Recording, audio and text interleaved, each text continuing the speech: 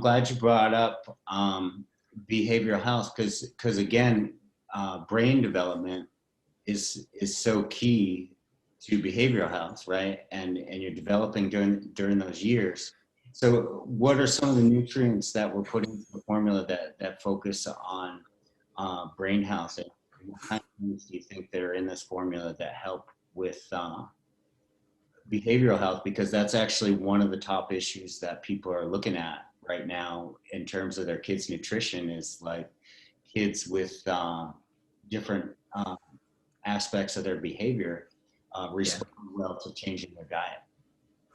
Well, there are some specific things. The herb Brahmi is a good example. There's beginning to be quite some very good research around that, showing that can improve cognition and improve memory and various aspects of our cognition and neural health. Yeah. But even more than that, we would always take a step back and look just at general nutrient repletion, we call it, nutrient sufficiency as being critically important for brain health. Right. And being critically important then for the outcomes of that, right? So memory, learning, attention, even behavior. Yeah. And there's been some good research on children taking a multi-nutrient formula and showing that it does result in better sort of memory and learning outcomes.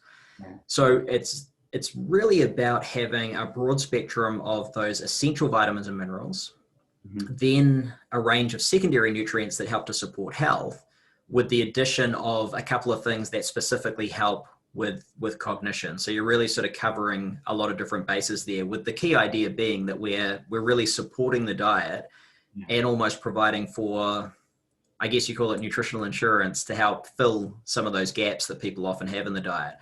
Now, one thing that's really important with that too, particularly with the brain health, neural health, cognition, yeah. is we need to recognize that all of these aspects of health are bidirectional, right? So we can't talk about brain health without talking, for example, about gut health.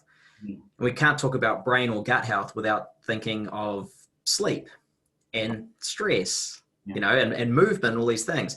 And they all play in together. So nutrition being a key factor of all of those. Yeah. What I mean by bidirectional is, let's say you can improve your brain health because you're eating a good diet. Yeah. You will then be more likely to eat a good diet. Right. Similarly, if you can improve your sleep because you're eating a good diet, which is conducive to sleep, right. you'll then actually eat a better diet. And that's been shown time and time again in the research.